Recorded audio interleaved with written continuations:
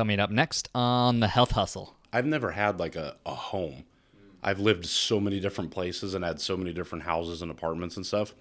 I don't really care. I don't go out. I'm very boring. I don't drink alcohol. I don't want to go watch a football game. I don't really enjoy sports unless I'm breaking it down from like an anatomical perspective. But I love to read and do. That's what's crazy. You know what? That's really important. If anybody that's even listened this far, if you didn't take one thing away from anything that we've said, do you really want to be a coach? Do you actually enjoy the shit? Because like, it's crazy that people say that and there was a time, sure, but I'm a workaholic. I'm too obsessed. I need to get out more and do other stuff. And I'm like, I'm sorry. Who are you? I love what I do. I love driving to work and getting to do this stuff. I'm flying to Washington next week. I spend so much money on education and like the business and what I do. I love that I get to facilitate this environment where people get to explore fitness in their own way. It's fucking awesome. So maybe you just hate your job, but I don't want to distract myself. I love what I do. What up, y'all? Corey here, and on this episode, I got a chance to sit down with my buddy Brian Butz. Brian grew up on a farm in Pennsylvania. He was an infantry officer in the U.S. Army. He has over 40 fitness certifications, which is insane, and he is now working on his second business called the Mobile Mammoth.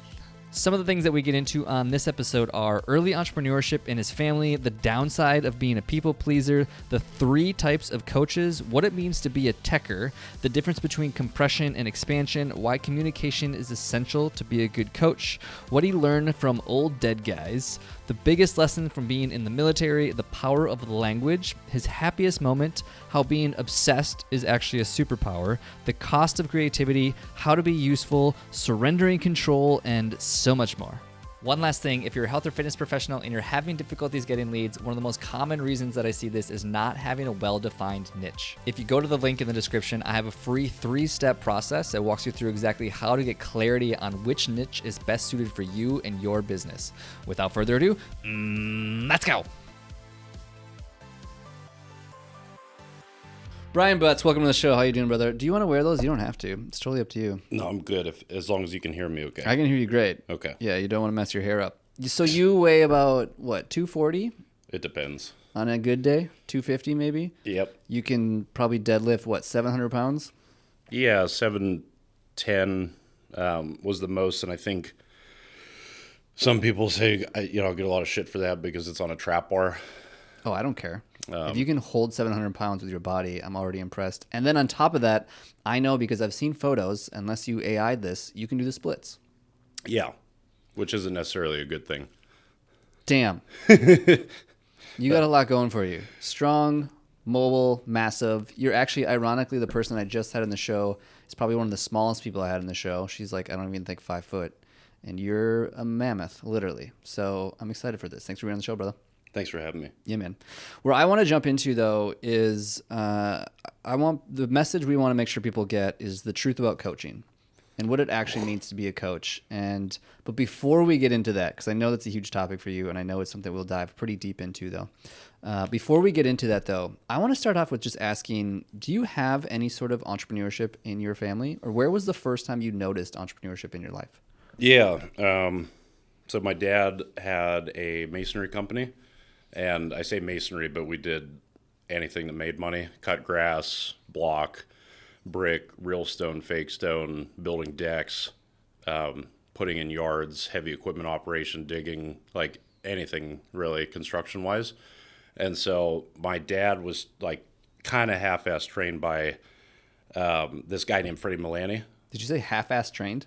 Yeah, half-ass trained because when you're a stonemason laborer, you're just kind of picking things up all day and running really fast to take care of the guys that are actually laying.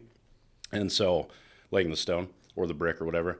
And so you observe, but at some point you need to get some hands-on experience. And so I say half-assed because I actually never really talked to him about it, but apparently he just picked up and had an affinity for that.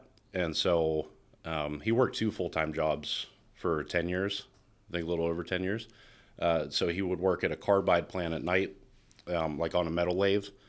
and make rings or like whatever the order was. And then during the day, he'd sleep like 2 or 3 hours, and then go to work at night, work in the plant, and then go directly to pouring concrete or laying stone.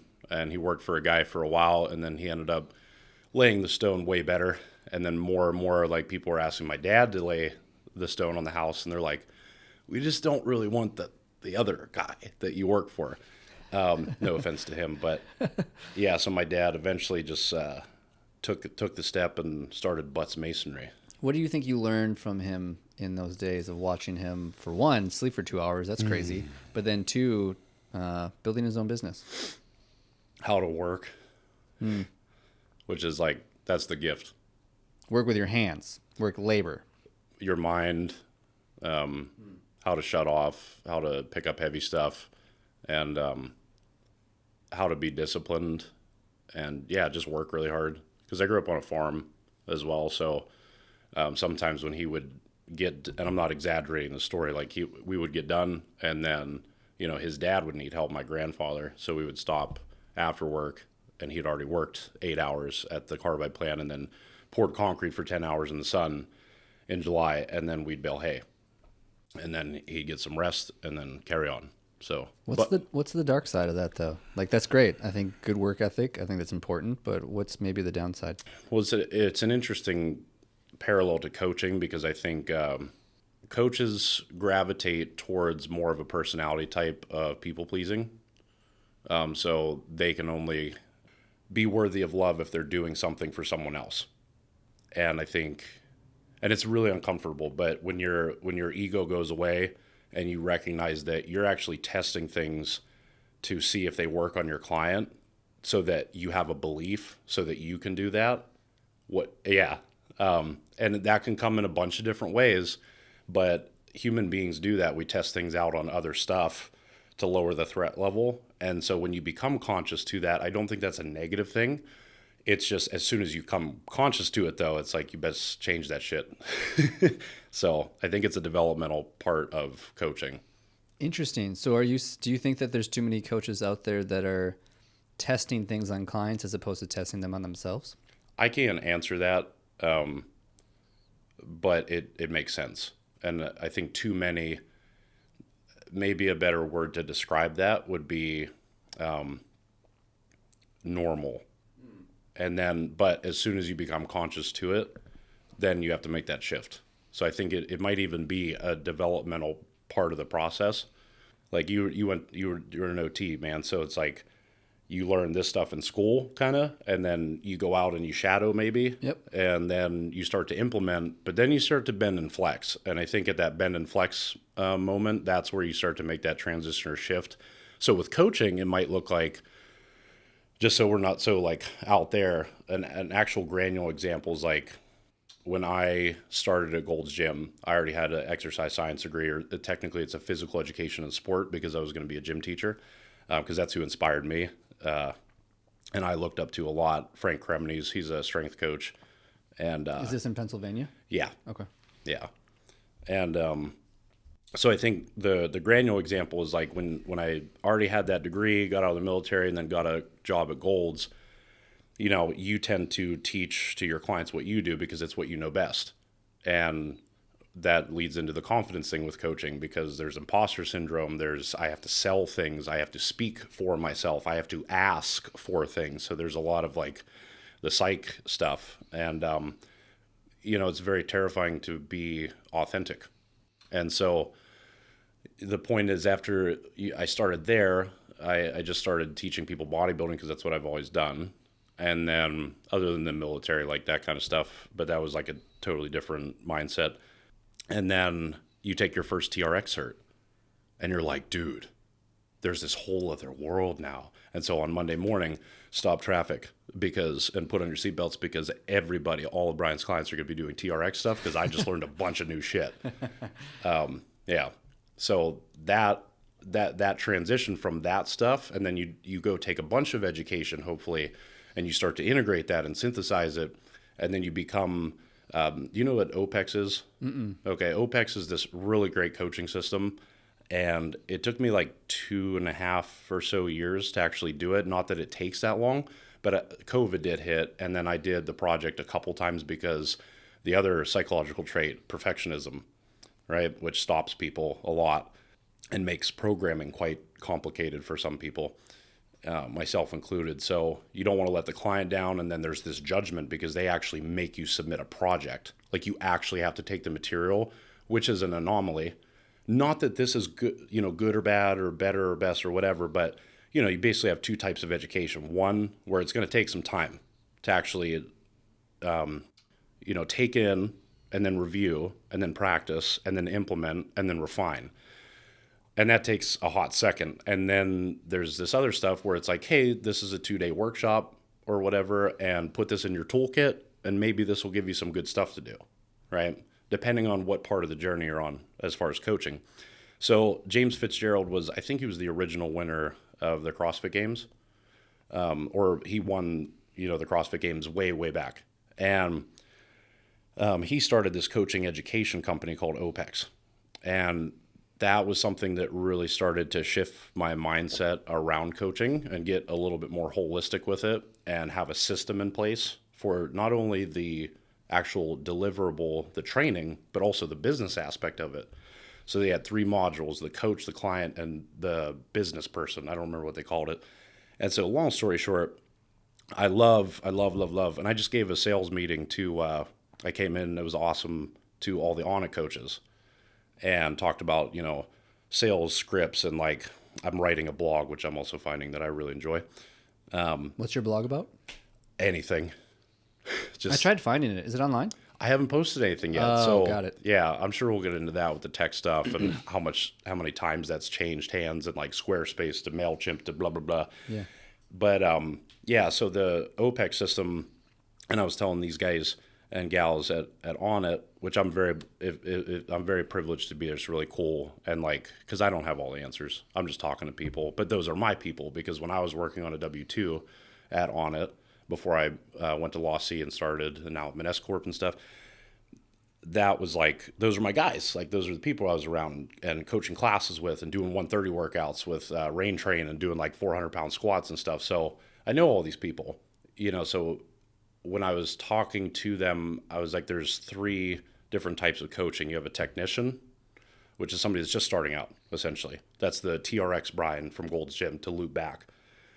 2, now you're a craftsman, and the hallmark of the craftsman is like, you're in an elevator and somebody asks you, what do you do? And you're like, I'm a coach, period. It's just, that's what you do. And then there's mastery, which always gets a little gooey because we never reach mastery, but we're always trying to attain mastery, but it's impossible. We keep doing it anyway, blah, blah, blah. So those 3 buckets, if you will, of technician, craftsman, and mastery, that's how I would describe all the way back to us talking about like too many coaches, that developmental path. I just like that framework. What's the fastest way to mastery? It depends on what you want to master. If you want to master yourself, so that you can truly support others, that's a lifetime, maybe more. But on a more like, again, non-gooey level, the fastest way, if you want to move fast, move alone. And if you want to move really far, move with a bunch of others. Totally. Heavy load many hands make a heavy load light. Have you always been a obsessive learner? I know I think you said you had like 40 certifications at this point, and you seem to have this, I've heard you say it a couple times now, almost this framework from you ingest the information, you review on it, you try to put it into practice, and then somehow you probably figure out where your gaps are. 1, have you always learned that way? And 2, have you always been just like a ravenous learner like you are now? No, I was never going to go to college, and I didn't really give a shit about school. I did well enough, but my dad would motivate me in that way. And it was always an expectation that you're going to do well. That's just, why would you fail, kind of thing. But so there's that aspect. But then my dad knew, he's like, I'll pay you $100 per A. So around about like, 8th or 9th grade, I was like, okay, cool. But I always struggled in school, and I had to take 3 math classes And I was, do you know what a techer is? Like a dirty votecher? That was always so vocational school, when you get into the high school level, if you really knew that you were probably just going to go in the workforce and you weren't going to go on to university, there was this tech school available where, I went and did like small engine gas repair, electricity, a masonry, and there was like a round robin per semester, plumbing. So you get to go to those different shops, and I really enjoyed that. And I picked carpentry just to piss my dad off, honestly. Because I was Why? like, Because he was masonry? yeah. Oh, So they I don't get kinda- along? Okay. I kind of already knew how to do that, but then also I wanted to, have my thing, like like something that was my thing. Because my family, I grew up hunting. I was just talking to Eric Swolger, and he's going to go on his first hunt. And I was telling him after his ayahuasca journey and stuff, and I was like, yeah, it's a weird experience. Like, I think I shot my first deer when I was like 9 or something. I could barely hold the gun up. And but I think that's a super valuable process, obviously. But I just never really took to it because, again, it was like an expectation that, did you kill a buck yet? Did you kill one with a bow? What are we doing? Yeah, as far as like school goes, that was the vocational route that I took. And I had to take 3 math classes, which I'm only finding out now that I really actually like math, and I really enjoy physics. One of my clients that they just moved recently, unfortunately, I love them, I'm gonna miss them, but they had their first kid, and so they're moving to Lisbon in Portugal, and they just left literally today, and I'm gonna miss them so much because they taught me a bunch of stuff about entrepreneur. Like they had multiple businesses, they were very successful. They just had a daughter and stuff, and so they're going to go there because they want her to play and be outside and recognize the value of that and other stuff, like tax reasons. Yeah, for sure. It's actually relatively expensive to live there, I've heard, though. Yeah. Which is crazy. I think it's become like the new hot spot that everyone's moving to, so prices are going Expats. up. And, yeah. So, but why I bring her up is because the female client, she has a master's in physics from Cambridge, and that's what I see fitness as, essentially, is either compression or expansion. And those aren't my words. It's a coagulation of a bunch of different people. Obviously, it's not my original idea, but when you look through that lens of something's compressing, so then something's expanding, or whatever's happening on this side of the body, anterior, posterior, laterally, whatever, then the opposite is or should be occurring on the opposite side. And it simplifies the model, and then it doesn't seem like such a bear to integrate some of the stuff. So when people give me shit about like having, well, you take too many certs and blah, blah, blah. And yeah, there was a piece of that. Congratulations. Right. But then now it's like, it's not that hard to integrate once you actually look at it through a base model or this lens or this framework, because then you can pick out the jewels and the pieces and then put them into your system. How come you didn't stick to construction or masonry? Well, yeah, that's where I was going with that, was because you asked me about learning. Yeah. I didn't see the utility, really. Like, I was making more money than most of the kids in my school, and I already had a truck, black F-150, same thing I drive now, it's all I drive. And I was buying like real guns when they were buying like airsoft guns and stuff and BB guns and stuff. And so I just was like, okay, this is what my dad does. He's successful doing it. So it kind of made sense. But I always wanted to join the military, like since I was a little kid. And that was kind of my thing, if you will, back to the hunting stuff. Like, yes, I did it, but I didn't really have a passion for it. And so why? Because I watched war movies and Saving Private Ryan like every other kid in Pennsylvania. And I just felt a sense of like the civic duty and the stuff. And I just wanted to go do my part because I didn't understand what's so special about me that I can't go and contribute. And that changed a lot throughout the years and stuff. Not that I have a bad, but I'm talking about from a 12-year-old kid's perspective until now I'm 30. That has shifted, but not in a negative way. And so why not stay in construction? Because it sucks. It's fucking hard, Labor, you're talking. Any type of, dude, when people complain about their jobs and stuff, I'm like, dude, you're in the air conditioning. Like, just that in of itself. You're not on a roof in Texas. Yeah. Exactly. So, yeah. So I think actually, Andy, one of the kids that the problem with construction is getting people. There's many problems, but getting people that actually want to do that as a profession. It's actually like coaching almost. Like, how many people really put their cards on the table and they're like, I'm going to be a coach. That's what I'm doing for the rest of my life. And even the really good coaches, like, Jared, he's been on the podcast. We spoke the other day. I was like, Jared, do you ever get worried about like what the hell we're going to do when we're 50? And he's so great because he's like, oh my God, dude, all the time. He's like, yes. So even the coaches that have made that commitment, like, we think about it too. We're no different. And I'm categorizing myself as one of those. But wait. Can you dig into that a little bit though? Like, what is it? What do you mean by that? By think about what you're gonna do in 50? Like, is in terms of you do or don't want to be a coach anymore, or what do you mean by that? I mean, man, because you said you did some coaching. Mm-hmm. So, I mean, why did you stop? Well, mine was like more related to like, I'm way too introverted for something like that. That was more my reason, is like, I just get burnt out on people at the end of the day. So. And now you're doing a podcast. Right.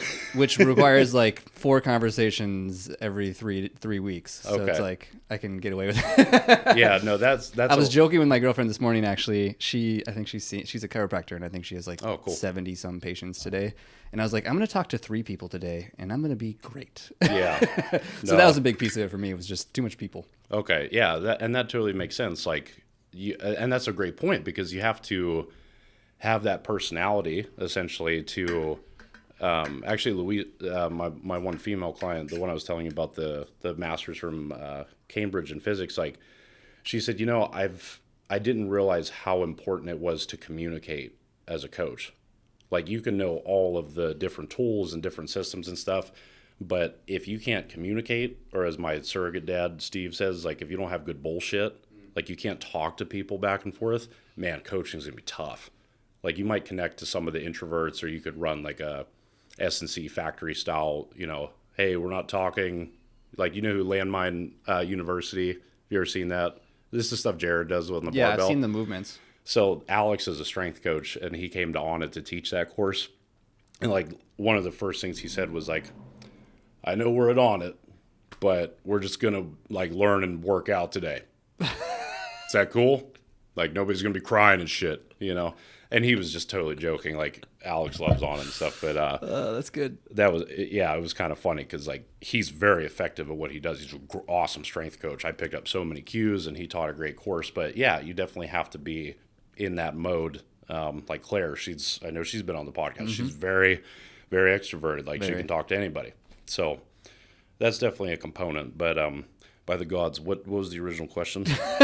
I was asking the 50-year thing. You were saying, if you thought about what we're going to do in 50 years, I'm curious as to, because in my brain, obviously, I don't really coach like you do, but in my brain, I'm like, you could kind of coach forever, can't you? I don't know. Maybe I'm wrong. I think it depends on the system or the modality or the practice that you have, and whether you're willing to let that shift.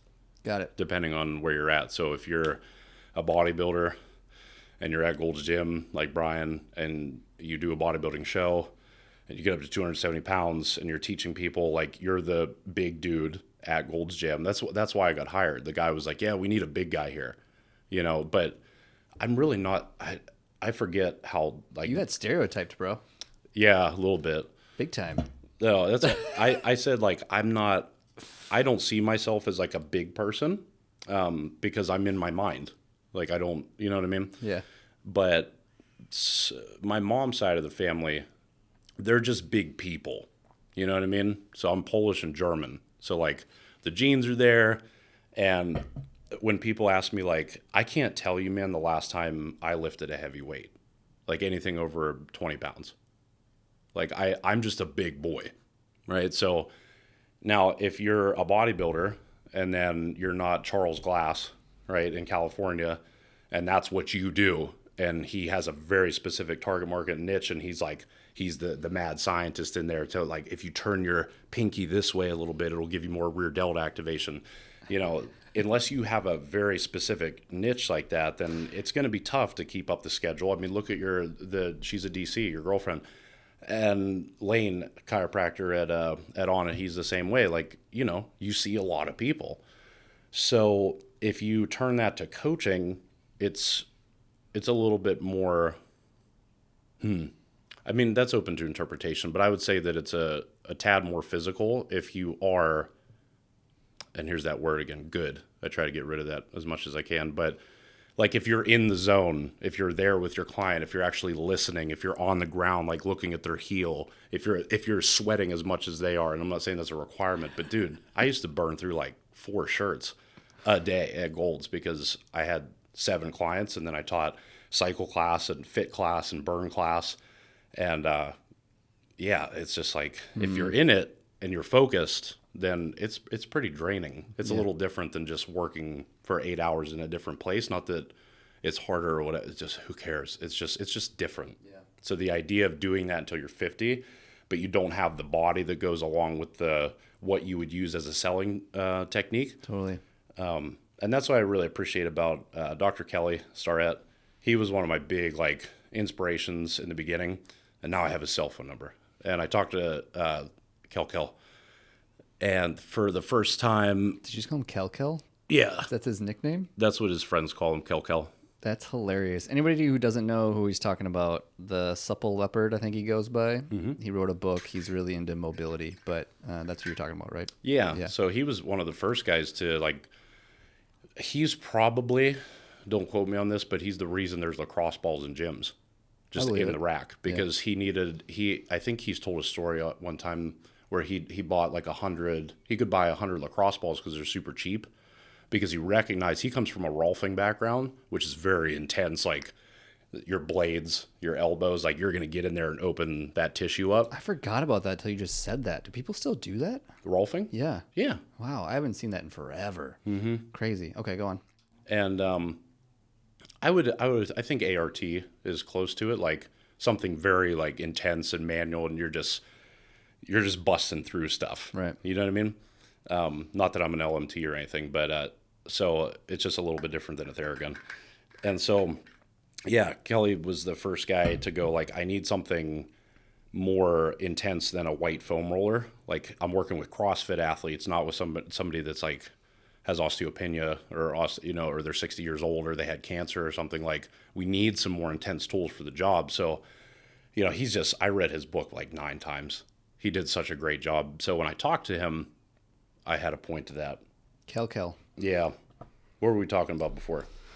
Well, we started with coaching till you're 50, and then we hit on you love the fact that you have Kel's number in your phone and you can ping him for ideas. I don't know where you're going with that, though. Oh, yeah. With the branding, essentially, right? Mm. So, essentially, he was like, I never wanted to make my body a part of my brand. And we talked a lot about if you have a good system, then it should fit in, not should, but ideally it fits inside of other systems and improves those systems, right? And so that led to, he actually recommended the book Consilience. I saw that on your list. I actually am not familiar with that book, but go on.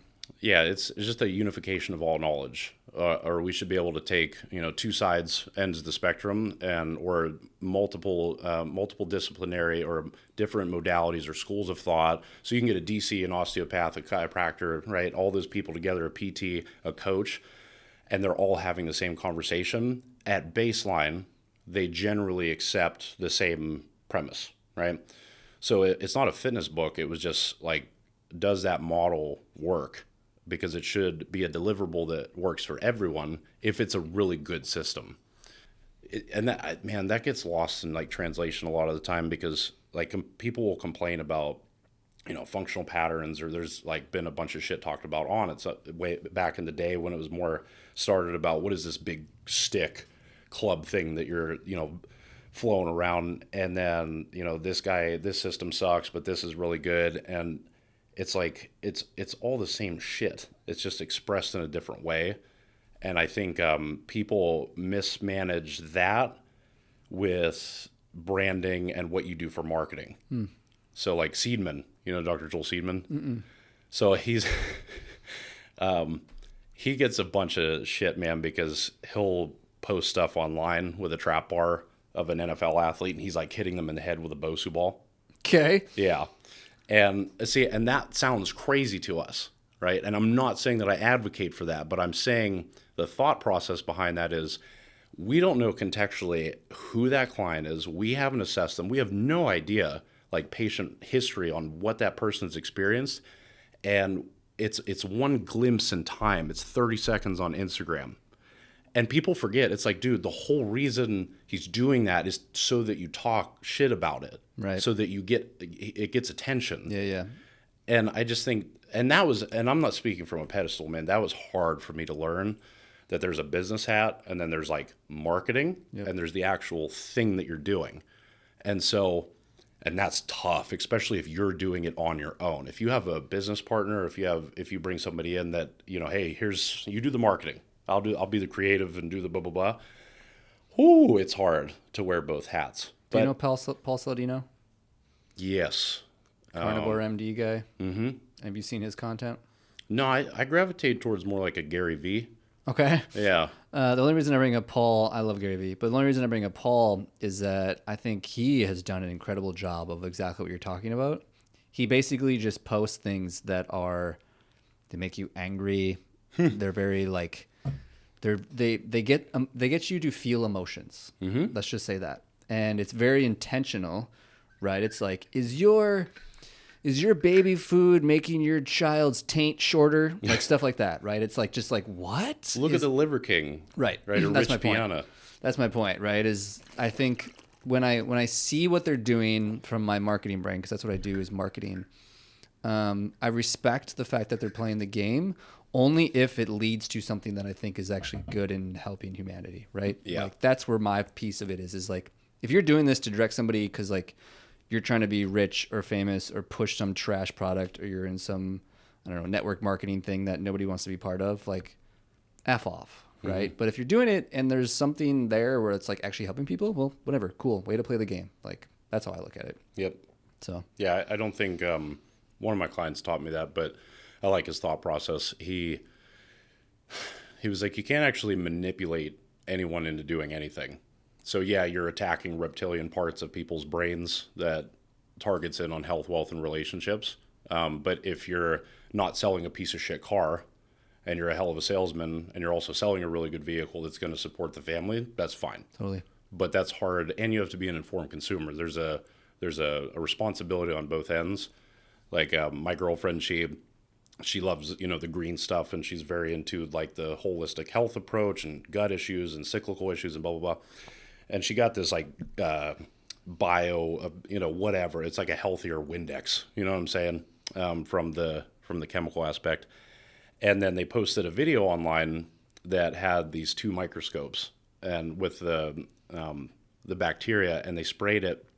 And the one was like, this is a detergent and this is a cleaner or whatever. And so just because it does, in fact, get rid of stains, it doesn't kill bacteria. And all the worms were like still alive over here, and this was like empty. So it's on us to look at how many different types of classifications for eggs: free range, cage free, hormone free, blah blah blah. And so you have to be an informed consumer. And if you can't tell that what this person is posting is probably horse shit, or you're not emotionally mature enough to be able to separate, well, that's marketing. Who knows if that's what he actually even believes? You're looking at a 30-second blurb pulled out of a lifetime. It's insanity. Totally. I think luckily now, maybe it's just our circles, maybe it's an Austin bubble, but I feel like more people now, more than ever before, are voting with their dollar. Mm-hmm. Like they're willing to buy things that are actually, whether it's good for the planet or good for their own health or whatever. And like, actually just recently watched a video on, are you familiar with Vital Farms? Mm-mm. It's eggs. It's basically it's healthy, like pasture raised eggs. They started here in Texas with like a farm of like 20 chickens, and now they have over like 300 farms across the country where it's like actually legitimately good, healthy chickens and eggs. And they're the most expensive eggs generally that you can buy in the market because they're well taken care of. Mm-hmm. And they just pushed out actually a regenerative chicken eggs now, which are actually helping the soil as well. The only reason I bring any of this up is like Real quick, I just want to tell you a story about one of the best marketing things I've ever seen from a quote unquote health company. It was by, do you remember I Can't Believe It's Not Butter? Yeah. So that started because of the whole vegan, vegetarian trend, right? Is like, this isn't actually dairy. This isn't actually come from an animal. If you're a vegan or vegetarian, you can still have butter. Can't believe it tastes like butter. That's where it started. And then people started finding out like, okay, maybe like being a pure vegan or vegetarian isn't the most healthy thing ever. And they completely switched their marketing. And it was like one of the smartest things I've ever seen in my whole life. They basically took this brand of like, I can't believe it's not butter, and they flipped it to, what they call it? They called it plant-based butter because it was like a soybean product or something like that. Sure. And I was like, you're still delivering like the worst thing on the planet to humans. Yeah. You just changed it to plant-based and tried to call it healthy. And I was like, that is genius, yet at the same time, stop killing people. Yeah. And I mean, all the way back to like the, have I always ingested information? Every problem that we've ever experienced on Earth, it's in a fucking book somewhere. So that's a lot of the time the approach that I take to things is like, no, I didn't ever take this education, or no, I've never experienced this, but I'm sure that there's an old dead white guy somewhere that has written about it. And, you know, human beings aren't so different globally and throughout time. There's certain things. That's why I loved history. I loved history because you can see that the pattern's probably going to repeat itself. And then you can at least not predict, but you can have an informed idea of what has a high probability or what the natural proclivity of somebody is going to do in this situation. And I think that's pattern recognition is really what I do. And yes, of course, I love helping people, but I really just want to solve the puzzle. Totally. So real quick, we don't have to dive too deep into this, but you touched on the fact that you were in the military for how long? Just to stand, I did my initial service term, and then I signed up. So it's a long. So I did ROTC, right? Do you know Nick Bear? Yeah. Yeah. So we went to the same college. He was a sophomore, junior. Yeah, he was a junior when I was a freshman at Indiana University of Pennsylvania. So Nick got infantry, which was his last pick, and that's why Nick's awesome because I bought one of his first shirts out of the back of his car, and he was doing this YouTube and podcast stuff way back. Yep. You know, in the college days, and he wanted to go into medical services, and so he actually got, because he had I don't think he's a registered, I don't think he's an RD, but he got his nutritional degree, I think, from IUP. So he wanted to go into like medical services, and he got put infantry because it's really not your choice. It's just like the needs of the Army comes first. Which is how it's supposed to be, and I think that's good. But yeah, to see him grow from where he started back then until now, so cool, man. Yeah, he's come such a long way. Okay. But so you were in the Army for a stint. Yep, and then it just wasn't my cup of tea, but I learned so much, and I think about when I have kids, like what I'm going to say, because the lessons that you learn are ridiculous. It's unmatched. In the military, you mean? Yeah. Okay. But at the same time, that's your kid. So, but I am quite, I think, and I know from a psychological perspective, it's like you're not supposed to compare situations as far as perspective goes. Like, at least when you're conversating with somebody, like, well, this happened to me once. Like, just let the person do what they need to do and actively listen to them. And that's it, because they're not going to hear what you're saying anyway. But I will say that I think, you know, there's certain perspective shifts that you have, and you learn to grow up really quickly. And so being an infantry officer, because I had a degree and did ROTC, which is Reserve Officer Training Corps, that afforded a bunch. I mean, just being airborne qualified, like me jumping out of planes, that shifts your perspective really quickly. And I think it's important for like the entrepreneur aspect or coaching. Like, Monday's not fucking real. It's an illusion. You think Monday's there, but dude, your life is like, it's that, you know? And you build that mindset, which doesn't have to harden you. You don't have to not have compassion or patience, but I support a lot of vets in my business with what I do because the definition of trauma is loss of self, right? So there's a very big difference between a traumatic event and then the trauma is actually what happens internally to the person. And so you lose that part of yourself. And I think I really enjoy, and I'm very grateful that I get to, regardless of whatever, your thought is on the military or whatever the opinion, or what we're doing in other countries and all that shit. Who cares? I'm talking about the person that I'm working with. They teach you to do this. And now I'm off. I don't feel anything. I'm ready to go. Which is so valuable. Like, I was just talking to a new client the other day, and I met him on it, and, we were talking about his dad and stuff, who was a vet, I think in 68, which was an intense year. And then he was a cop for 20 years after that. And so, him and his dad had some of this. And I said, that's a gift, that upbringing. And he was like, how is that a gift? Because he went on to be a corpsman in the Navy and had, I think, 3 combat deployments. So, he got, roughed up, and now he's 40 and he's a civilian. And a lot of those guys are looking for community, and you're not waking up and doing PT anymore. So your fitness tends to go away. And it's like, and there's this message that your body's, if I hear one more person say that they're fucking old, I'm going to freak out. If you're under the age of like 70, you're not old, and just because I'm 30, I'm not trying to offend anybody. I'm just saying that your language is important. So when I'm talking to these people, especially like veterans, they're like, yeah, man, my bilateral this, and then I like tore this meniscus, and I have like spinal degeneration. It's like, yeah, so does everybody, at some level. And so there's that message and that experience and that memory of that event then becomes a learned behavior, which becomes a habit, becomes your life. And so the language is mainly what I do in coaching. The language doesn't mean that it has to be spoken, but the connection to self, the opposite of the definition of trauma, via the posture, which is Latin for position. What position are you in? What position can you view this material from? How can we create that connection to self again? I said, how is it a gift, man? Back to the vet. And I threw a piece of paper at him because I just was eating lunch, and he caught it instinctively. And I was like, that's the gift. It's not your trauma's worse than theirs. Or, it's like, yes, everybody has an experience, but that's a distraction, that piece. You have to learn that, like, no, this was a great thing, and my parent gave me what they had the availability to give. If you have nothing in your hand, and I'm like, Corey, give me that. You're like, I don't have anything. So that's where you start to learn compassion and patience and realize, like Gary Vee says, that's why most people don't sell. Because whatever your grandparents taught your parents and then blah, blah, blah, blah, your job is to procreate and be a good human and reduce human suffering in the world in whatever the best way authentically is that you've been placed here to do, period.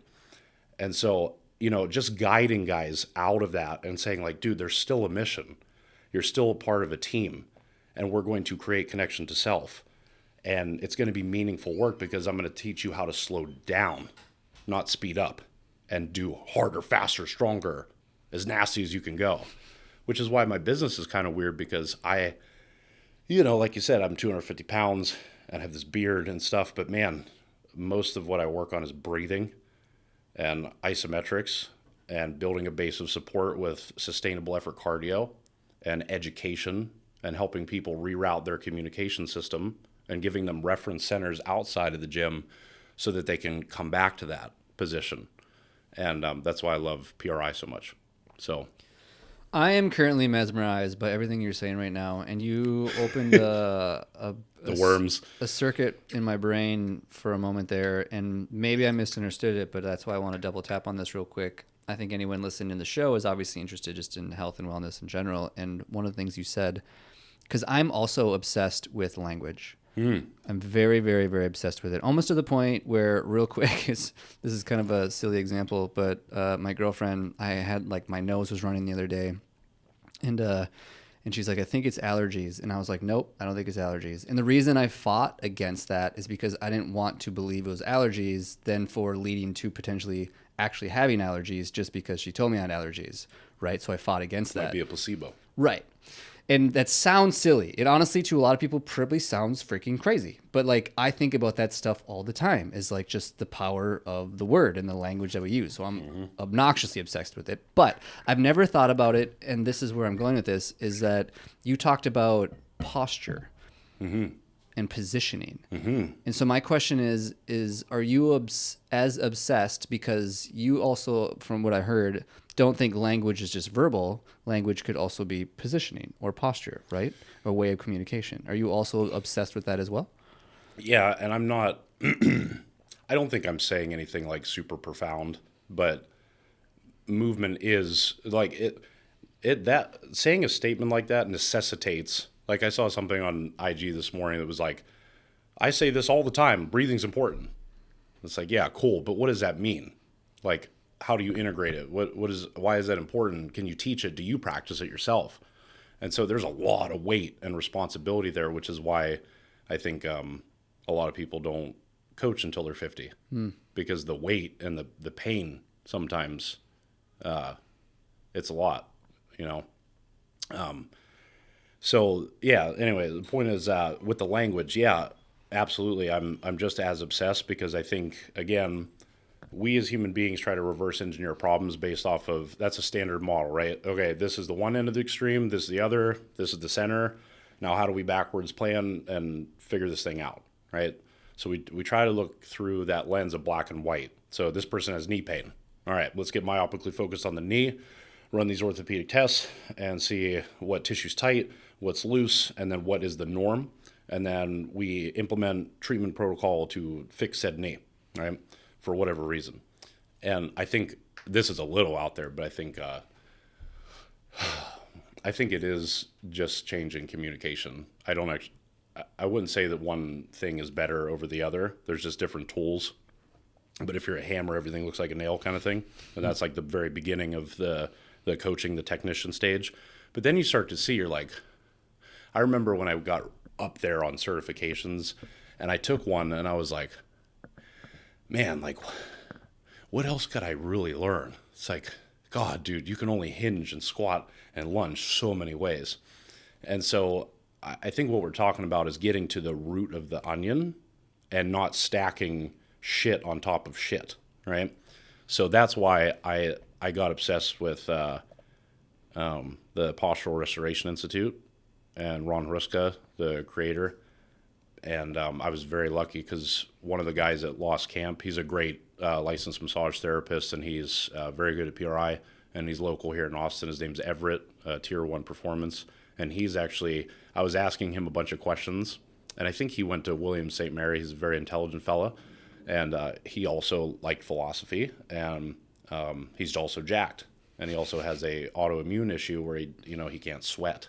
And so he has a lot of stuff that, no one sees in the background, but yeah, Everett's a killer. I really love that guy. He's awesome.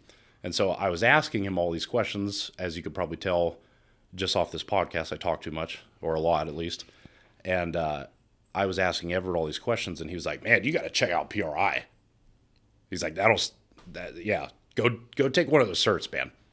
And so that's what started that journey. And I did I think it was 12 or 13 or 14 certs. Now, some of them I took twice because it was so didactic and dense that I had to I remember now looking back to my first PRI cert, 12, 13, 14 months later, I think now, and I'm like, I had no idea. Ron's like, when you have the acetabulum on the femur and it's in an internally rotated position, the obturator is doing this. You follow me?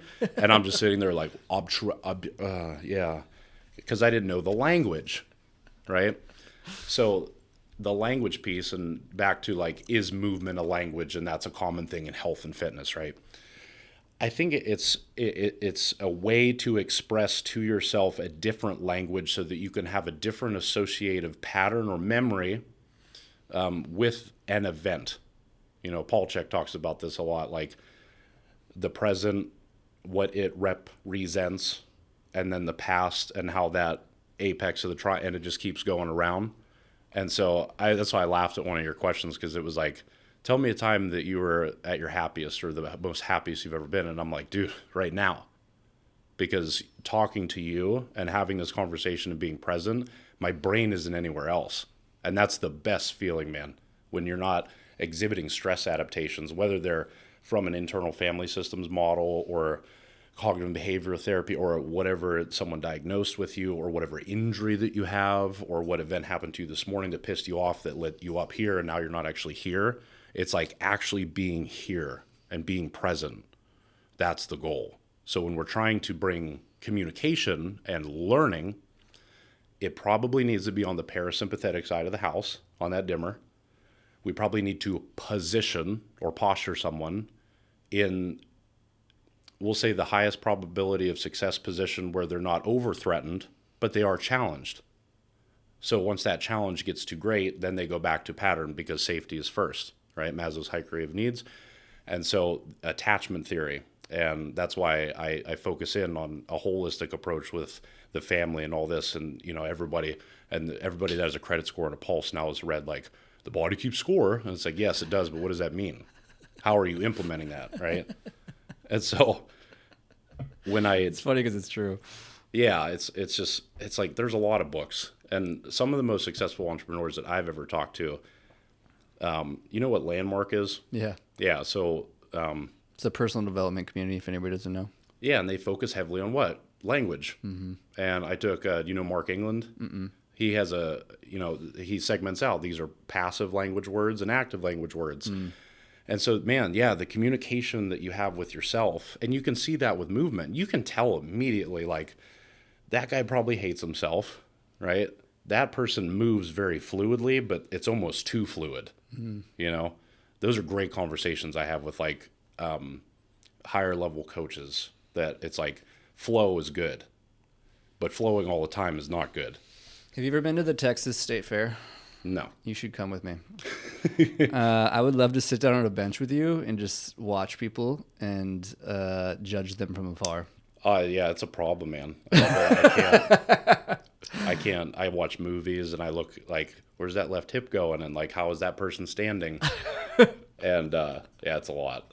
But I don't think that's a bad thing. I've been told so many times, like, you're an overthinker. And I immediately want to shoot back to them and be like, you're an underthinker. Thank you. Okay. You're just ignoring it. So I have begun to realize that it's really, really hard nowadays to be new, to be the best.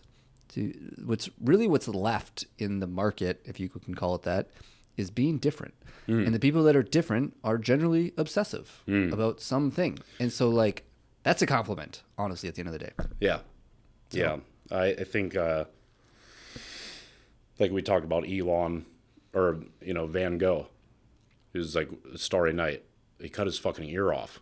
Like, he wasn't all up there. So it's like, yeah, you have to be obsessive and, you have to be stubborn as a business owner, and you have to, yes, trust yourself and your intuition and all this stuff, but you also have to, like, just fucking work hard. Totally. And so all of that together, and if you're really good at your job, like, that's, and I have a great man. I can't help but mention my surrogate dad, Steve. It's a long story, but he's a 7-year-old man. And that's why I tell people not to say that they're old, because he deadlifts 320 pounds on a trap bar. Damn.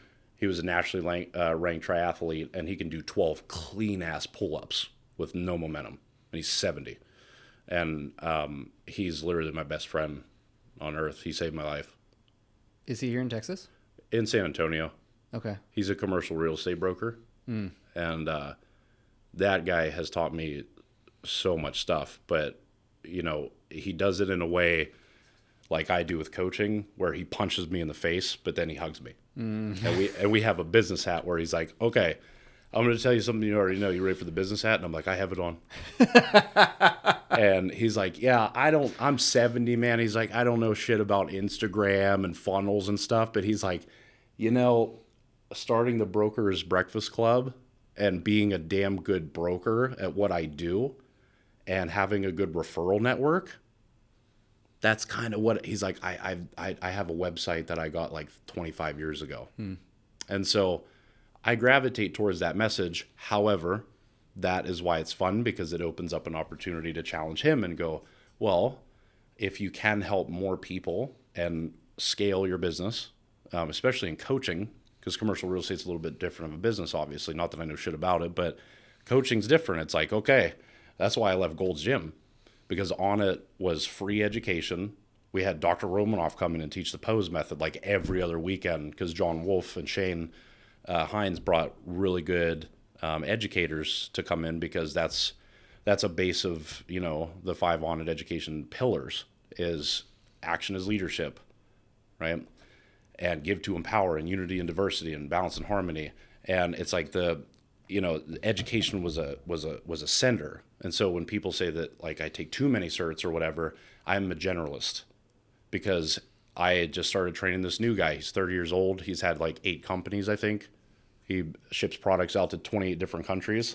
And so he's a stressed out fella, you know, and his last trainer was like, it sounded like he was a really good one. But I said, man, he told me that after every session, they'd have to go do like, 20 minutes of foam rolling or Theragun or stretching or whatever it is.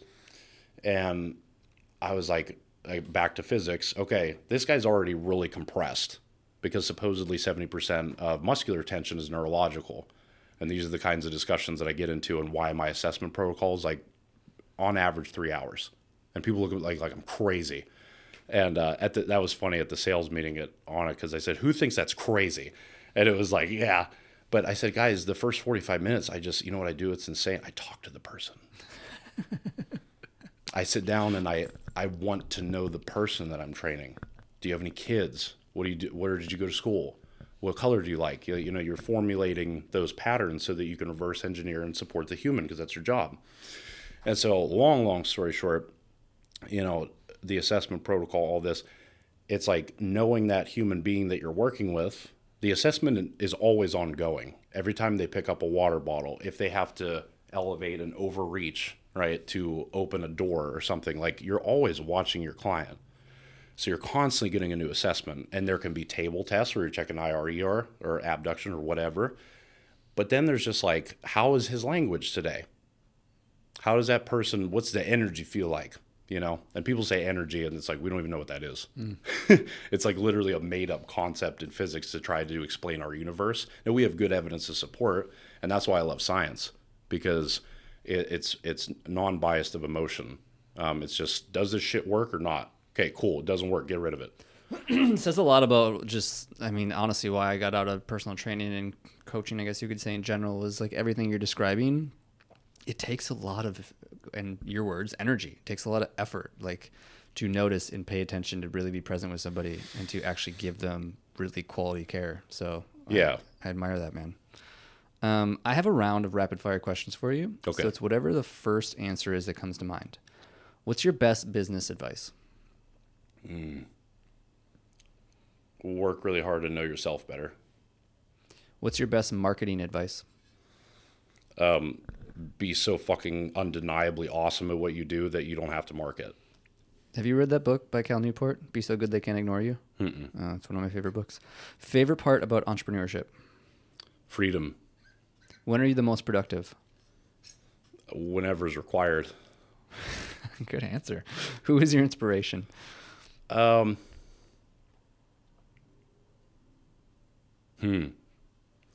think, dude, there's a lot of people, but Frank Kremeni's he was an assistant wrestling coach. He's built like a tree. Like you wrestle with him, and it's like literally grabbing a tree and trying to move it. It's insane. And his dad, Dave, I worked for him, who was a musician teacher, and I used to be a magician. So he would buy me like stuff offline and shit. And he was a pianist, so he would take me through these like finger mobility drills and stuff, and to prep for my coin effects and whatnot. And so I've always been different in that way, but sometimes not in a good way. But yeah, so I would say Frank, because he was the first person he administered my Army physical fitness test so that I could apply. I had to take the SATs 3 times because I barely got the minimum score to even apply for a national-based scholarship. And then, so yeah, I drove up to IUP and basically sold myself, because there was on-campus based ones. And so, but Frank was the first guy that was like, I said, man, I don't know. I don't think I can go to school, Coach Krem. And he's like, well, sure you can. He's like, I believe in you. And just like that moment like stuck out in my brain. And that's what catapulted whatever I'm doing right now. Quote I use often is we so often need others to believe in us before we believe in ourselves. I think you just answered this next question, but maybe you have a different one. What is one secret or something most people don't know about you? You hit the magician thing, but do you got any others? I don't laugh very often. Okay. Yeah. I was talking to one of Jared's clients yesterday, and my girlfriend loves The Office, and I get it, don't burn my house down because I'm saying this, but it's just so slapstick. Like, okay, Dwight pulled a knife out and he stabbed the dummy during CPR. That's hilarious. Dude, I hate that show. Yeah. So but he asked me that and I said, I'm either dying on the floor, like hyperventilating and I have to go to the hospital because I'm going to have a stroke, or I'm just like processing things. So that's probably, or maybe it's not a secret. Maybe it was a secret to me, but everybody's like, no, Brian, you're a dick. Yeah. You're way too serious, bro. Like, what would you change about yourself? I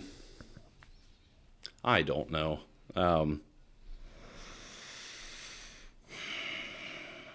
I honestly don't, and that sounds so egotistical, but I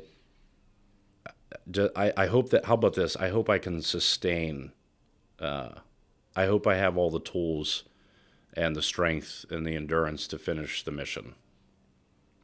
It's deep, man. What's your favorite app or resource right now? God, YouTube. Just educational? Yeah, it's so cool, man. I can listen to, the only way that I understood any of the stuff that I've been learning for the past year was I cross-reference like Bill Hartman, Zach Couples, PRI videos, other people talking about the same stuff, Connor Harris, and then stuff that had nothing to do with fitness. Mm-hmm. Like YouTube's the second largest search engine in the world. So like, man, YouTube is untapped. It is like your library, but somebody's literally, they might have spent their entire lives just crafting this one thing, and you get to look at it for free. It's crazy. It's awesome. I'd heard not that long ago, I don't know if this is still true, so don't quote me, but I heard TikTok was becoming a bigger search engine than Google. How terrifying is that? What's your favorite part about Austin? I'm glad I could get you. That got me a laugh. That's number 2 of the year. What's your favorite part about Austin and you can't say to people? That I can't say to people? That you can't say. So I've asked this question forever. What's your favorite part about Austin? And most people say like, I love the people here. So you can't use it as an answer anymore. Everyone knows the people in Austin are cool. So you got to give me a different answer. I don't care. I'm weird. I don't care where I've never had like a home. I've lived so many different places and had so many different houses and apartments and stuff. I don't really care. I don't go out. I'm very boring. I don't drink alcohol. I don't want to go watch a football game. I don't really enjoy sports unless I'm breaking it down from like an anatomical perspective. But I love to read and do. That's what's crazy. That's really important. If anybody that's even listened this far, if you didn't take one thing away from anything that we've said, do you really want to be a coach? Do you actually enjoy the shit? Because like, it's crazy that people say that and there was a time, sure, but I'm a workaholic. I'm too obsessed. I need to get out more and do other stuff. And I'm like, I'm sorry, who are you? I love what I do. Mm. I love driving to work and getting to do this stuff. I'm flying to Washington next week. I spend so much money on education and like the business and what I do. I love that I get to facilitate this environment where people get to explore fitness in their own way. It's fucking awesome. So maybe you just hate your job, but I don't want to distract myself. I love what I do. Be obsessed or be average, brother. I got to send you, I'll do this after the show, but I just want to make a note of it here. Mm-hmm. There's very few content creators, newsletters, things, whatever that I follow, mm-hmm. but there's one in particular that's about obsessions. The mm-hmm. entire thing is about being obsessed and how like just the value in it at the end of the day. And I think you would honestly resonate with a lot of it. And it's something I've been thinking about a lot myself as to like what my obsessions are. Because honestly, when people tell you things like that is like, you're too obsessed with X, or you're too this or that, or you're weird because of this, that's actually your strength. Mm-hmm. And most people don't realize that. Yeah, it's an authentic, that's what Jordan Peterson talks about a lot, is that That's why authenticity is a monster, dude, because he's like, whenever I would read these essays from these college students, it's like it was so boring, because he was saying about how cliches and how you're just regurgitating information. For example, how many fucking lat pull downs on IG reel can you look at? It's like, oh my God, and I'm not trying to hurt anyone's feelings or be offensive, but it's just, it's a cliche of a cliche of a cliche. And that's why I don't know when people ask me, how did you build like 14,000 followers and stuff? Eric Primal Soldier, he was like, because I listen to people. I'm like, hey, how did you do this? He goes, I just posted every day. And I was like, okay. And then I had a rule where I only posted shit that I thought was cool. So yeah, being that authentic, because if you say a cliche, you get to hide behind it. That's not actually being criticized. It's someone else said it. Again, we're back to language, right? But if you have an authentic thought, that's being judged by 14,000 people. That's why I stayed up for 2 days before I launched my app that I subsequently closed down because it wasn't helping anybody. And I was like, I'm not doing this. That's why it was terrifying to do the mobile Mammoth workshop. That's why it was terrifying to leave on it and build my own business. That's why it was terrifying. I said in the sales meeting that I gave to the Honor coaches, I said, I am fucking terrified every time I drive to this gym. I still get butterflies. I'm terrified. I go, oh my God, I don't know how to train. I don't know what's going on. So when you're obsessed or creative, and Jordan Peterson talks about that too, it sounds kind of romanticized, kind of like growing up on a farm until you have to fork cow shit at 4 a.m. That kind of sucks. And so it's like, that's kind of a romanticized thing. And it's become kind of trendy to be an entrepreneur. I own a business. And it's like, well, the multi-millionaires and the very successful entrepreneurs that have been doing this for a really long time, they smack me in the head too. And we're like, if you have a repeat business that you don't have to constantly be chasing new acquisition because you have a high retention rate, because you have a good product or service, that's a business, because you should be able to get like autopilot that business or scale it and then go start other businesses or whatever it is your thing.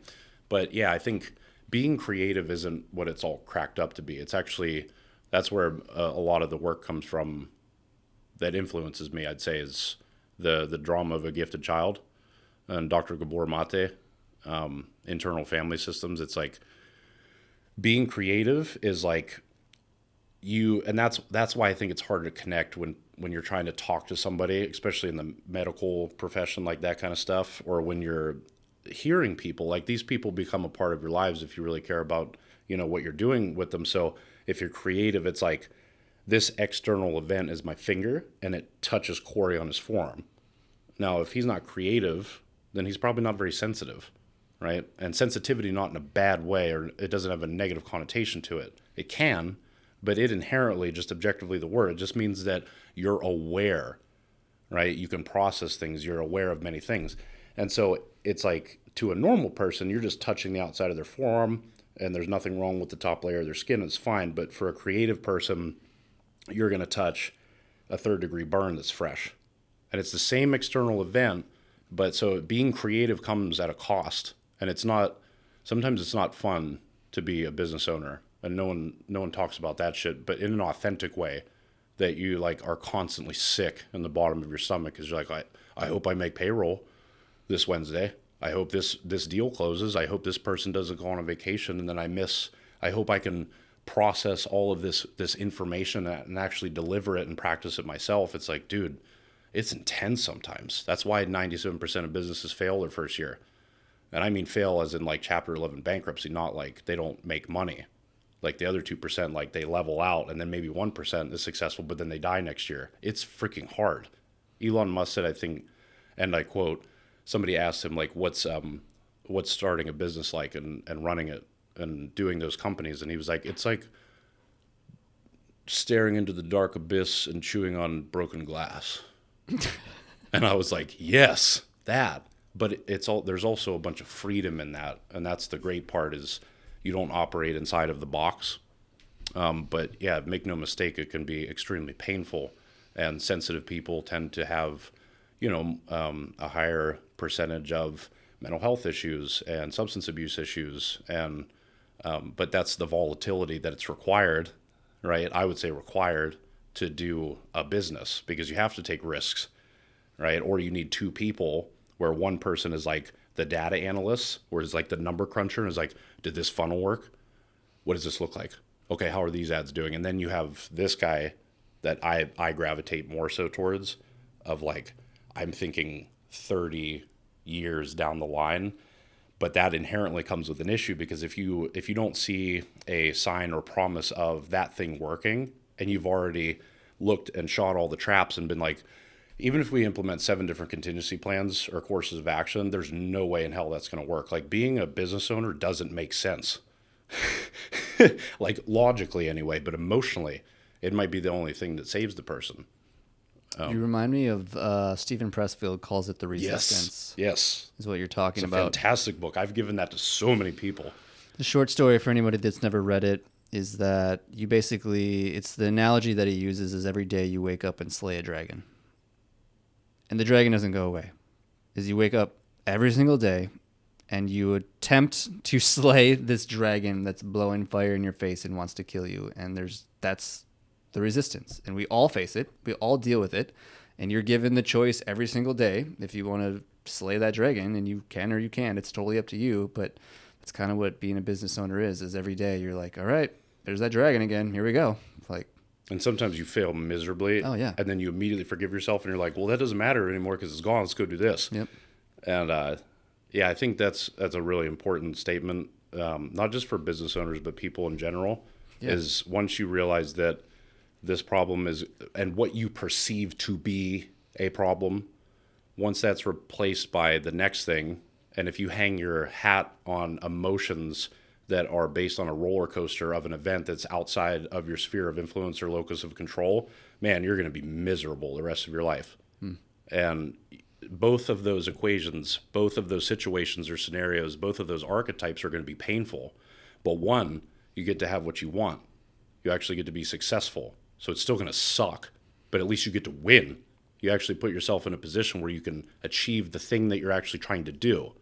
And being useful to other human beings and yourself, I don't really think that there's anything universally that we can really aim for as human beings. And so whether that's fitness or whatever the business is, or if you just work at HEB, that's okay. It's but yeah, I think with the fitness stuff, creating that connection to self so that you can be honest with yourself, or at least provide that door or window. That's one of the best things that I've ever learned in coaching was, there's a manipulator and a facilitator. And we talked about this on the phone a little bit, but, people in that profession, we tend to be, and I said profession because that's my goal, is to elevate the coaching profession as a whole. And you're not just some guy at Gold's Gym that wears sweatpants and knows how to do bicep curls. Nothing against that. Meatheads are my people. But yeah, I think elevating that profession is the aim, in hopes that there's more people that can provide that in between and really connect with people in a different way. Because you have all these preconceived notions, and it's really great to be a coach because you're not like, I'm not your girlfriend or boyfriend or dad or husband or whatever, or cousin. I'm just the coach. I'm just Coach Brian. I'm just this objective guy. And the hardest thing to do, and why the assessment protocol is so important to me, is because the most difficult thing to do, I think, when you're training somebody one-on-one, is actually identifying what is their real physical fitness goal. Because most people have been taught what their physical fitness goal is supposed to be. And then when you try to implement that based off of a model that doesn't have a base of support to be built upon, because, bro, you can't breathe. I just was having this conversation with that client that I was talking to about earlier in the podcast. I was like, hold your arm up here. Okay. You're going to go from internal rotation at 90 degrees to ER at your humerus, so your bicep's going to stay that way. As soon as your elbow starts to deviate, that's where you're done. And he was sweating because I just had him hold it there for 3 breaths. Because he asked me, like, why is the assessment protocol so long? And, like, why am I digging as deep as I do? Or why do I do that as a coach? Why do I care? And he's like, I've had 6 coaches. You're the first person to ask me what the hell I actually want. as far as a fitness goal. And that wasn't the obvious, like I just want to lose 15 pounds or put on muscle. Who doesn't want to? Duh. But when I showed him that, like how hard it was just to relative motion wise, I'm sure he can get up there by flaring the hell out of his rib cage or whatever. Like, and that's a beautiful thing. Compensatory patterns get bastardized in our industry. But the Valsalva technique, when somebody's doing a 500-pound squat, I don't want relative motion. I want you stiff. But as Dan Hoagland from PRI, who teaches the I&I course, he's awesome. He's like, there's a time to be Batman and there's a time to be Bruce Wayne. So when you're doing a squat and you're sitting down, you want nutation and counter nutation and flexion and abduction, internal rotation, external rotation, compression, expansion, etc. Because you're just sitting down on a chair. But if you're walking around holding up your axial and appendicular skeleton by holding your breath, and then the sense of self is being dictated by a posterior mediastinum that regulates your autonomic nervous system, of whether it's parasympathetic or sympathetic, is being crushed, and you're losing peripheral vision. So your window is this, which is terrifying, and you're using accessory breathing respiratory muscles, like your pec minor, your scalenes, and your sternocleidomastoid. What does that sound like? You're constantly in fight or flight. You're sleeping there, you're living there, you're working there, you're sitting there, you're talking to people, right? So you can't actually listen. So what I love to do is put people in a position, in a posture where they can decide. I'm actually not ranting right now. My point is, and what I learned as a coach that I love, is that I can put a kettlebell in front of somebody's feet, but I can't make them fucking swing it. And understanding that, because why do people get into that industry in the first place? They want to help people. Because if I help people, then I'm useful to people. If I'm useful to people, then they need me. Then I'm loved. I'm accepted by the tribe, right? Anthropology, 100 people, Dunbar's number. So that attachment has been put on a pedestal and achieved through a different medium than my parents, because I haven't solved that yet. And that's where the imposter syndrome shit comes from, and the inauthenticity, and all of the issues with selling and blah, blah, blah, and scaling and all the things. And so when you realize that, like, dude, your job is not to actually change people. That is not your mission. It's you're to provide a service for them to reframe their language and create a deeper connection to self at whatever stage of the game that they're at. They might not be ready to do posture stuff. That's okay. But you can hide posture stuff inside of strength and conditioning stuff. I think the statistic is 70% of people fail out of physical therapy after their third session. But you can sell a 36-pack of training because you want to be the mobile mammoth. And it's not a manipulation. It's you give people stuff that they don't even know that they need, so that you're longevity-wise helping them 50 years down the road so that they can play with their grandkids. That's what drives me. That's really fun. And it doesn't come from doing a fucking cold plunge, okay? It's like, what about getting these people to sleep? What about down regulation? What about positioning them to where they aren't in a biased state, where they're running off an operating system that was a memory from probably pain, because we remember pain. That's freaking cool. And so when you detach from that, you realize, oh, I'm actually not doing anything. My job is to do coaching really well in fitness. My job is to communicate really effectively. My job is to pick the right tool for the human to help them at this stage of their life. And that's probably the best, like, allegorical example. That guy I mentioned, Everett, that got me into PRI, he was like, Brian, we're all in this river of life together, and we have forearms clasped because I'm a mammoth. I'm a big fucker. So I can hold on that bank, and I can reach out and grab and help. I can't pull you in by myself, but I can be an anchor where you can climb up my arm and save yourself. And I think the most valuable thing I've learned in coaching is that sometimes everybody's going down the river and Brian's going to go there too. So you don't have time. It's an illusion. But while I'm doing my job here and I'm holding onto this tree and holding onto this person, if it turns to the point, it's one of the most powerful things ever when you fire your first client. You know, who turns down money. It's like the person that you're never going to meet their expectations because they don't meet their expectations of themselves, because they don't know who self is. So it doesn't matter if they lose 30 pounds. That's why the assessment's important. I've said that like 17 times. It's insane to me, dude. People that say, I can't scale my business and get clients. I'm like, are you assessing them? Because they're going to tell you, if you actively listen to them, if you're really with the person, if you're looking at them in the face and you're hearing the other human being across from you talk, and they tell their story, they're going to give you all the answers to the test. It's like Captain Angove used to say in the military. It's like, guys, they give all the answers to the Army physical fitness test. They give you all the answers. It's 2 minutes of push-ups, 2 minutes of sit-ups, and a 2-mile run. So if you show up to that track that day and you're talking to your soldiers, because I had 40 guys, right? And you're like, what do you think you're going to get on the test this morning? And they're like, sir, I don't know. I'm going to do my best. They already failed because they didn't put in the work prior to know. And then you know the other guy that's confident. And that same principle applies with clients, because you take them to the in-body. And there's one guy that's like, maybe we just do next week. You know, I had a crappy day with food yesterday. And then there's other clients that are like, let's go, I'm ready. I can't wait to get on that scale. I want to see it. And so, yeah, all of that to say, I know I went on there for a bit, but it's an extremely important lesson. I think that's what allows people to actually, I think that's why I'm spending so much time on it and trying your patience, because I think if you really want to be a coach, you have to understand what I just said. And you might not right now, but you have to get to the point where you understand that what you're doing with that human being is not a representation of you failing or succeeding. It's inconsequential, really. Like the technician that works on your car, he's not like terrified that he's going to hurt your feelings if he doesn't change out your brakes correctly. He's just there to do a job.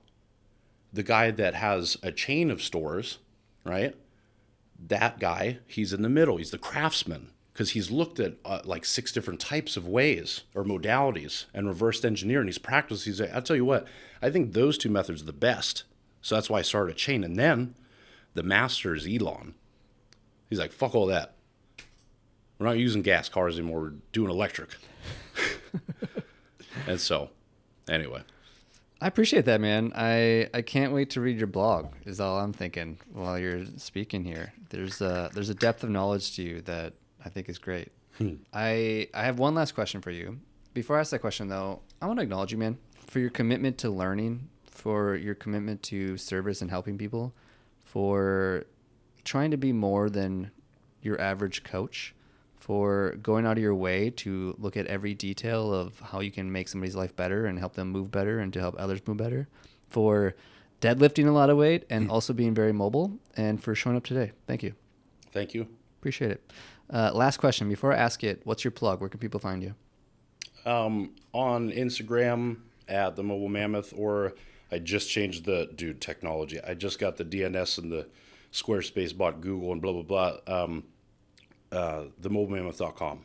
MobileMammoth.com. Just got the domain Got wrapped up finally. So my last question, it's really whatever your best piece of advice is to your younger self or somebody else in a similar circumstance. So if you were to go back to, we'll say, the early days of starting your own personal coaching business, training business, and you were to give advice to yourself or somebody else in that place, what's maybe the best piece of advice you'd give that person? I would never do that. That's not up to me. Oh. Yeah. Whether you're spiritual or, religious or whatever, or philosophical, whatever, even if you're a nihilist, whatever your approach is to explain the things that we cannot, that's not up to me. And I don't think that's not some shit I'm trying to mess with. You know what I mean? I think I'm going to be doing the stuff that I'm supposed to be doing in 5 years. And I did the stuff that I was supposed to do 5 years ago. And, yeah, that's the message, is like surrendering control, because you're not in control. There's stuff that you can do, but yeah, it's when you experience some of the stuff that has happened, you're that's not up to you. So fuck all that shit. Just go back to work. Just keep doing the mission. I have never heard that answer, but I like that a lot, man. I think that's going to resonate with a lot of people. Thanks for being on the show, brother. I appreciate it. Thank you, man. Hey friend, thanks for listening to the show, and if you have any feedback for me about the show or any other guests that you'd want to see in the show, definitely shoot me a message. I love engaging with my audience and figuring out how I can provide the best value possible to the people listening to this show. Before you go, I only have one ask of you, and that would be to check out my 3 Tips Tuesday newsletter. It's 3 marketing tips every Tuesday specifically for the health and fitness entrepreneur to help them attract new leads. If you press the link in the description, it'll take you directly to the archive of all my previous newsletters, and you can decide for yourself if it's something for you. If you end up finding it helpful, you can just sign up for the newsletter and you'll get it in your inbox every Tuesday. Thanks again, and keep hustling, my friends.